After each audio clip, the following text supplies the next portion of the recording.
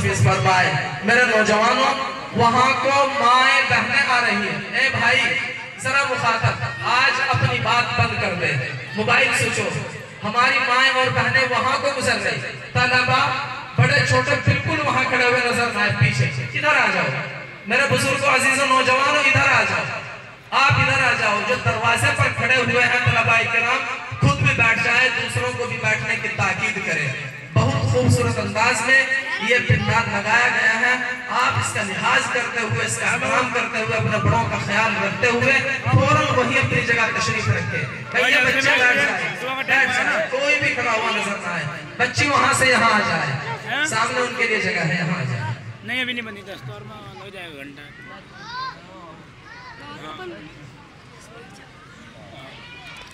کال کر دو مطلب جب 10 نمبر ویڈیو کال دے.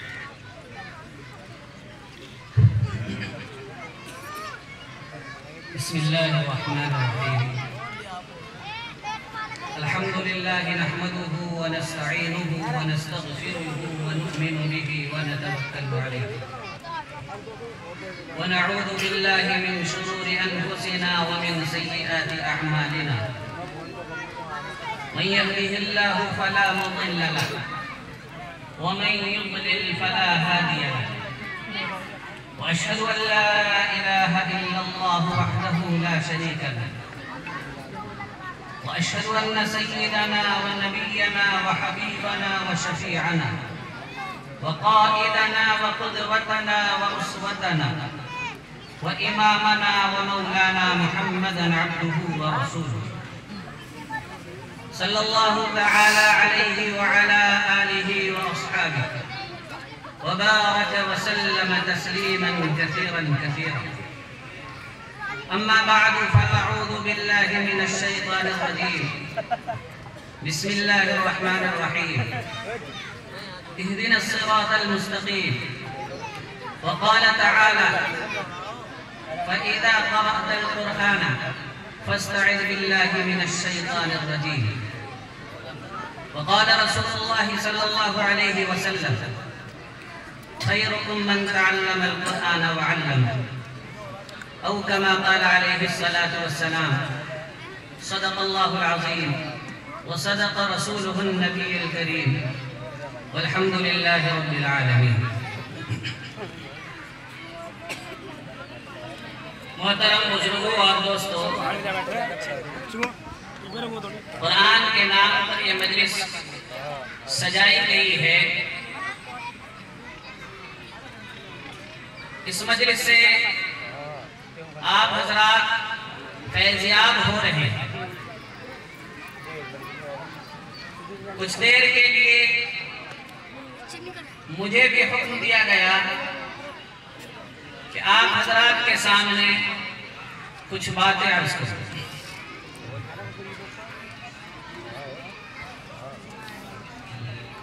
میں نے جو آیت کریمہ پڑھی ہے اور جو حدیث پاک پڑھی ہے, ان دونوں کا تعلق قرآن کریم سے. انسان اس کے جد امجد حضرت آدم علیہ السلام, حضرت آدم علیہ السلام جنت میں رہا کرتے تھے. لیکن چونکہ انہیں اس دنیا کے لیے بنایا گیا تھا, اس لیے اس دنیا کو آباد کرنے کے لیے, چونکہ ان کی تخلیق ہی ہوئی تھی اسی دنیا کے لیے, جیسا کہ قرآن میں خود موجود ہے کہ انی جاعل فی الارض خلیفہ.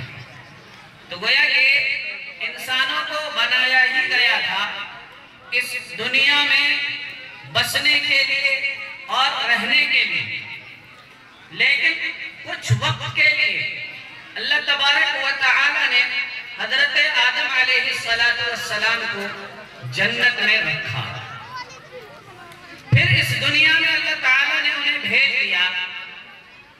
اس دنیا میں حضرت آدم علیہ السلام اور ساتھ میں حضرت حوا رضی اللہ تعالی عنہ, ان دونوں کو اس دنیا میں بھیجا گیا, جہاں پر اس واقعے کو قرآن نے نقل کیا ہے वहां पर कुरान ने कहा, खिताब करते हुए हजरत आदम अलैहिस्सलाम से भी और अम्मा जी हव्वा रज़ियल्लाहु ताला अन्हा से भी और जो ज़ुर्रियत उनके बाद क़यामत तक आनी है, उन तमाम को मुखातब करते हुए अल्लाह तबारक व तआला ने इरशाद फरमाया कि सुनो, यहाँ रहते हुए मैंने तुम्हें एक पैगाम दिया था, कहा था उस्कुन अंता व ज़ौजुकल जन्ना, कि तुम भी और तुम्हारी बीवी हव्वा भी जन्नत में रहे। और यहाँ फैसिलिटी क्या होगी, सहूलत क्या होगी? अल्लाह ने फरमाया कि वकुला मिनहा रगदन हैसु शितुमा, कि देखो यहाँ हर चीज खाने के लिए मौजूद है, जो कुछ भी खाना चाहो खा लेना, लेकिन एक बात याद रखना, वला तक़रबा हादिहि शजरा, ये एक खास दरख्त है, ये एक मुतअय्यन दरख्त है, इसके करीब भी न जाना। अगर इसके करीब चले गए फतकूना मिनल ज़ालिमीन, तो फिर तुम खुद अपने ऊपर ज़्यादती करने वाले हो जाओ। लेकिन फिर नतीजा क्या निकला? फवस्वसा लहुमा अश-शैतान, शैतान ने उनके दिलों में वसवसा डाला और वसवसा डाल के उन्हें समझाया कि ये शजरतुल मासिया नहीं है, बल्कि ये तो शजरतुल खुल्द है। शैतान हमेशा इंसानों को बहकाने के लिए यही तरीका इख्तियार करता है। उसने अल्लाह के सामने भी कहा, लउज़य्यिनन्ना लहुम, कि इंसानों को बहकाने के लिए, इन्हें जहन्नम का ईंधन बनाने के लिए, इन्हें जहन्नम में ले जाने के लिए मैं इनके सामने गलत चीजों को, बुरी चीजों को, हराम नाजायज और नापसंदीदा चीजों को बना करके, सजा करके और संवार करके पेश करूंगा। जैसे कि बकरी की मेंगनी हो, अगर इसके ऊपर चांदी का वर्क लपेट दिया जाए तो चांदी का वर्क लपेटने से बकरी के मेंगने की हकीकत नहीं बदलेगी, बल्कि वो फिर भी बकरी की मेंगनी ही रहेगी। लेकिन अगर सामने वाला उसके हाथ में बकरी की मेंगनी चांदी का वर्क लपेट कर रख दी जाए तो फिर इंसान सोचेगा हकीम जी ने शायद कोई बेहतरीन दवा तैयार की। अगर कह दे ये शुगर की बेहतरीन दवा है, ये कैंसर की बेहतरीन दवा है, ये पथरी की बेहतरीन दवा है, तो इंसान बड़ा खुश होगा, सोचेगा चांदी का वर्क लपेट दिया गया है, देखने में कितना खूबसूरत लग रहा है। अगर बकरी की मेंगनी वैसे ही उसे दे दी जाती कि लो इसे खाओ, शुगर की बीमारी खत्म हो जाएगी, कैंसर खत्म हो जाएगा, पथरी निकल जाएगी, तुम्हारी पुरानी से पुरानी खांसी भी खत्म हो जाएगी, तो इंसान बकरी की मेंगनी, चूंकि वो अपनी असली शक्ल में मौजूद है, असल सूरत उसकी नजर आ रही है, उसको खाने को तैयार नहीं होगा। लेकिन अगर उसके ऊपर चांदी का वर्क लपेट दिया जाए तो चूंकि अब इंसान को पता नहीं कि इसके अंदर क्या है, अब वो धोखे में आ जाएगा। इसे कह दिया जाए कि ये क्या नहीं है, बकरी की मेंगनी नहीं है, फिर क्या है? शुगर की बेहतरीन दवा है, पथरी की बेहतरीन दवा है, खांसी की बेहतरीन दवा है, कैंसर की बेहतरीन दवा है।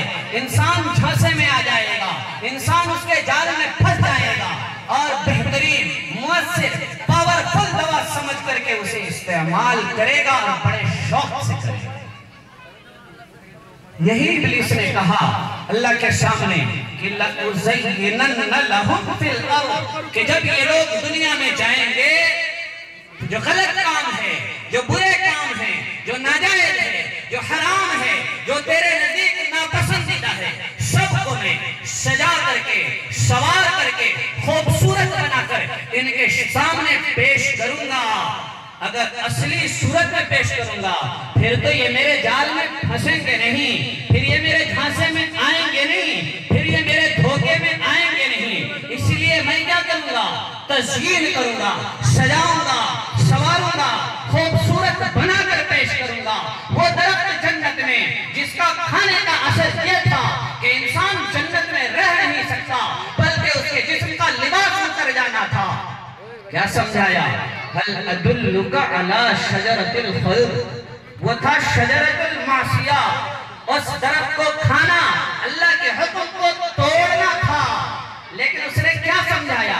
हल ادلک علی شجرۃ الخلد، ایسے درخت کے بارے میں بتاؤں کہ اگر آپ اس کو کھا لیں گے تو آپ کو ہمیشہ والی زندگی مل جائے گی۔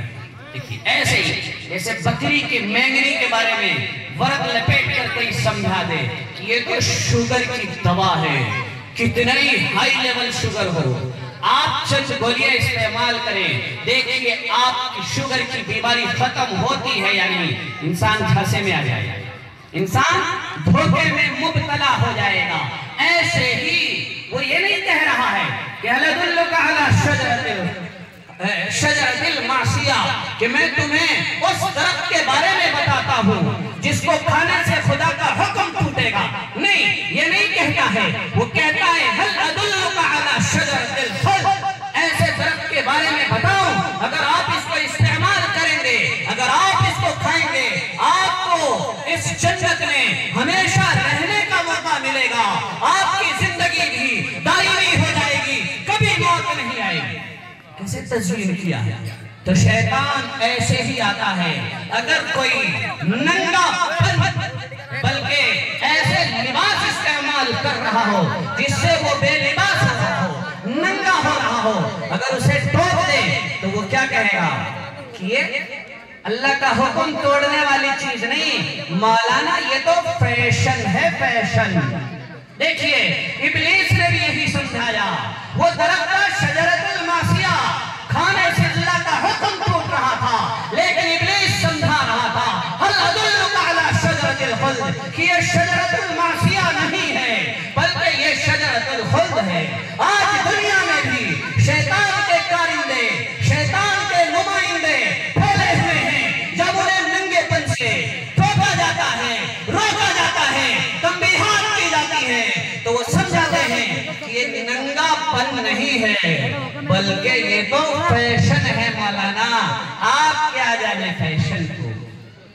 ایسے ہی اگر تاجر جھوٹ بول رہا ہو، خیانت کر رہا ہو، دھوکہ دے رہا ہو، وعدہ کی خلاف ورزی کر رہا ہو، اگر اسے آپ ٹھوکیں وہ کہے گا، کیا کہے گا کہ مولانا آپ کو تجارت کی کیا خبر، آپ کو بزنس کے بارے میں کیا معلوم، اس کے بغیر تو بزنس کو ترقی ہی نہیں مل سکتی۔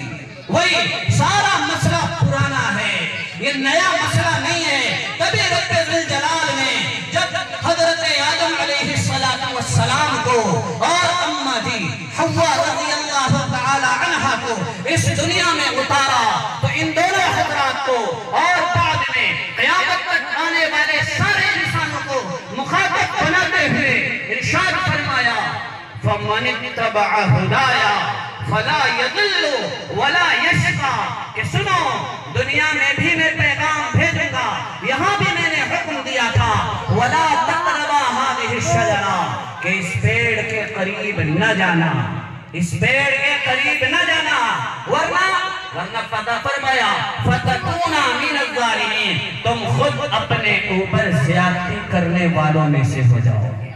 اس کا نقصان کسے ہوگا؟ تمہیں ہوگا۔ ایسے ہی اللہ نے فرمایا فَإِمَّا يَأْتِيَنَّكُم مِّنِّي هُدًى، کہ دیکھو جب دنیا میں پہنچو گے تو ایسے ہی میرے پیغامات تمہارے پاس آیا کریں گے۔ چنانچہ یہاں پر اللہ تعالیٰ نے حضرت نوح علیہ السلام کے ذریعے، حضرت ابراہیم علیہ السلام کے ذریعے، حضرت اسماعیل علیہ السلام کے ذریعے، حضرت موسیٰ علیہ السلام کے ذریعے، حضرت عیسیٰ علیہ السلام کے ذریعے اور امام الانبیاء جناب محمد رسول اللہ صلی اللہ علیہ وسلم کے ذریعے اللہ نے پیغام بھیجا ہے، اور اسی وقت فرمایا تھا فَمَنِ اتَّبَعَ هُدَايَا، کہ میرے پیغام کی پیروی کرو گے تب کامیابی ملے گی، اور اگر میرے پیغام سے منہ موڑو گے، روگردانی کرو گے، اس کے خلاف ورزی کرو گے تو پھر تمہاری زندگی کو اجیرن بنا دوں گا، دنیا میں بھی تمہاری زندگی اجیرن ہو جائے گی، قبر کی زندگی بھی اجیرن بن جائے گی، حشر کی زندگی بھی اجیرن بن جائے گی، اور حشر کے بعد جو زندگی ہے ہمیشہ ہمیش کی زندگی، ہمیشہ ہمیش کی ابد الآباد کی زندگی، وہاں بھی زندگی اجیرن بن جائے گی۔ ہر امت کے لیے اللہ نے پیغام بھیجا. ہم امت محمدیہ ہیں، یعنی جناب محمد رسول اللہ صلی اللہ علیہ وسلم کی امت ہیں. ہمارے لیے اللہ نے کون سا پیغام بھیجا؟ ہمارے لیے جو پیغام بھیجا گیا اس پیغام کا نام ہے قرآن. اس پیغام کا نام ہے قرآن. قرآن کے بارے میں اللہ نے ہدایت دی. اب چونکہ انسان قرآن پڑھے گا تو یہ اللہ کی طرف سے آیا ہوا پیغام ہے. جب انسان اس قرآن کو پڑھے گا صحیح راستے کو بھی سمجھے گا، غلط راستے کو بھی سمجھے گا، پھر قرآن اپنا اثر ڈالے گا اس کے دماغ پر بھی، اس کے دل پر بھی، اس کی آنکھوں پر بھی، اس کے کانوں پر بھی اور اس کے تمام اعضاء پر اپنا اثر ڈالے گا، جس کے نتیجے میں یہ بندہ جنت کا مستحق بنے گا، جہنم سے چھٹکارا مل جائے گا. اس لیے اب شیطان نے سوچا کہ میں تو انہیں جہنم میں لے جانا چاہتا ہوں اور اب قرآن آ گیا ہے. قرآن انہیں جنت میں لے جانا چاہتا تھا. قرآن انہیں کہاں لے جائے گا؟ جنت میں لے جائے گا. میں انہیں جہنم میں لے جانا چاہتا ہوں. اب قرآن اور شیطان دونوں کا ٹکراؤ ہوا. شیطان نے تو اسی دن کہا تھا رب ذوالجلال کے سامنے لَأُزَيِّنَنَّ لَهُمْ، میں کیا کروں گا؟ سجا کر کے، سوار کر کے، خوبصورت بنا کر کے، غلط چیزوں کو بھی اچھی چیز بنا کر پیش کروں گا اور وَلَأُغْوِيَنَّهُمْ أَجْمَعِينَ، سب کو گمراہ کروں گا، سب کو گمراہ کروں گا، سب کو لے جاؤں گا جہنم میں. وَلَا تَجِدُ أَكْثَرَهُمْ شَاكِرِينَ، کہ دنیا میں جن لوگوں کو تو بھیجے گا ان میں اکثریت کو تو اپنا شکر گزار نہیں پائے گا، تو اپنا ماننے والا نہیں پائے گا. میں انہیں پھٹلاؤں گا، میں انہیں بہکاؤں گا، میں انہیں گمراہ کروں گا. قرآن آ گیا، یہ انسانوں کا ہاتھ پکڑ کے جنت میں لے جانا چاہتا ہے. شیطان انسانوں کا ہاتھ پکڑ کے جہنم میں لے جانا چاہتا ہے. اب قرآن اور شیطان ان کا ٹکراؤ ہو گیا ہے. اب بتاؤ میرے دوستو، تم قرآن کے ساتھ جانا پسند کرو گے یا شیطان کے ساتھ جانا پسند کرو گے؟ اگر قرآن کے ساتھ جاؤ گے جنت میں پہنچو گے، اگر شیطان کے ساتھ جاؤ گے جہنم میں پہنچو گے. اب فیصلہ آپ کے ہاتھوں میں ہے، کس کے ساتھ جانا چاہتا. ظاہر سی بات، ماشاءاللہ ہمارے قاری صاحب نے اس گاؤں کو یہاں دیکھا میں نے کئی بینر پہ لکھا ہوا ہے وادی قرآن، وادی قرآن اور قافلہ قرآن. قافلہ قرآن کو یہاں بیٹھے ہوئے ہیں، ادھر کی یہ بھی قافلہ قرآن ہے، ادھر جو بچے بیٹھے ہیں یہ بھی قافلہ قرآن ہے. آپ کا گاؤں جس کو کوئی حیثیت حاصل نہیں، نہ بزنس کے اعتبار سے، نہ سیاست کے اعتبار سے، نہ کسی اور اعتبار سے، کوئی حیثیت نہیں، کوئی مقام نہیں، کوئی درجہ نہیں، لیکن انہوں نے اس بستی کو وہ مقام دلایا، وہ درجہ دلایا کہ کل انبیاء کرام بھی عشش کریں گے کہ یہاں قرآن کی وادی بنا دی تھی. اس بستی کو قرآن کی وادی کی شکل میں انہوں نے تبدیل کر دیا تھا. قرآن کو جنت میں لے جانا چاہتا ہے، شیطان جہنم میں لے جانا چاہتا ہے. اب جب ٹکراؤ ہوا، ظاہر سی بات ہے آپ سے اگر میں پوچھوں کہ کیا آپ جنت میں جانا چاہتے ہیں یا جہنم میں، تو مجھے نہیں لگتا کہ کوئی ایک آدمی بھی یہ کہہ دے کہ نہیں میں تو جہنم میں جانا چاہتا. ہر آدمی کیا چاہتا ہے کہ میں کہاں جاؤں؟ جنت میں جاؤں. بلکہ آپ لوگ تو ماشاءاللہ ایمان والے ہیں، مسلمان ہیں.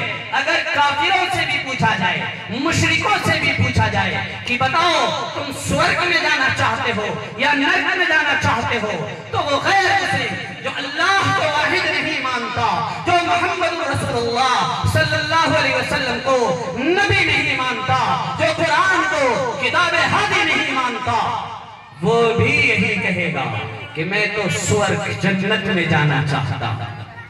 فیصلہ آسان ہے، قرآن جنت میں لے جائے گا، شیطان جہنم میں لے جائے گا. کس کا ساتھ جانا چاہیے؟ کس کے پیچھے جانا چاہیے؟ شیطان کہتا ہے میرے پیچھے چلے آؤ، میں تمہیں لے چلتا ہوں. اور کیا ہے، کہیں لڈو، کہیں برفی، کہیں بریانی، کہیں قورمہ، کہیں پیسے، طرح طرح کی ایسی چیزیں ڈال رہا ہے جو انسان کو بھلی معلوم ہوتی ہے، انسان کو اچھی معلوم ہوتی ہے، انسان کو خوبصورت ایسی چیزیں دور سے دکھاتا رہتا ہے جیسے چھوٹے بچے کو اگر ہم بلائیں اور وہ نہ آئے تو جیب میں سے ٹافی اور چاکلیٹ نکال کر دکھاتے ہیں کہ آ جاؤ. بچہ کیا ہوتا ہے؟ ٹافی اور چاکلیٹ کے لالچ میں، 10 روپے 50 روپے 100 روپے کے لالچ میں وہ بچہ جس کے پاس نہیں جا رہا تھا اب ٹافی دیکھ کر، چاکلیٹ دیکھ کر، بسکٹ دیکھ کر، لڈو برفی دیکھ کر، 10 20 روپے 50 100 روپے کا نوٹ دیکھ کر اب وہ بچہ اس کی طرف لپکتا ہے. یہی معاملہ ہے، یہی معاملہ ہے. شیطان نے دیکھا میرے پیچھے کوئی نہیں آئے گا، اس لیے اس نے ہمارے سامنے کیا کیا؟ وہی لڈو، وہی برفی، وہی قورمہ، وہی 10 20 50 100 روپے کا نوٹ، وہی ٹافی اور چاکلیٹ دکھا کر کے ہمیں اپنی طرف بلا رہا ہے، جہنم میں لے جانا چاہ رہا ہے. قرآن کہہ رہا ہے، قرآن بتا رہا ہے آ جاؤ میری طرف، اگر میری طرف آؤ گے میں تمہاری رہنمائی کروں گا اور جنت تک تمہیں پہنچاؤں گا. اور جنت میں جانے کا بعد بھی معاملہ ختم نہیں ہوتا، بلکہ وہاں پر بھی قرآن کہے گا کہ مجھے پڑھنے والے، مجھ سے دوستی کرنے والے ادھر آ جاؤ، آ جاؤ، آ جاؤ. کیا کرنا ہے؟ تو اقرا، کہا مجھے پڑھنا شروع کر دے. ورتل کما کنت ترتل فی الدنیا، ایسے ہی ٹھہر ٹھہر کر، ایسے ہی آرام آرام سے پڑھنا جیسے تو دنیا میں پڑھا کرتا تھا. کیوں پڑھو؟ کہا کہ فَإِنَّ مَنزِلَكَ عِنْدَ آخِرِ آیَةٍ تَقْرَؤُهَا.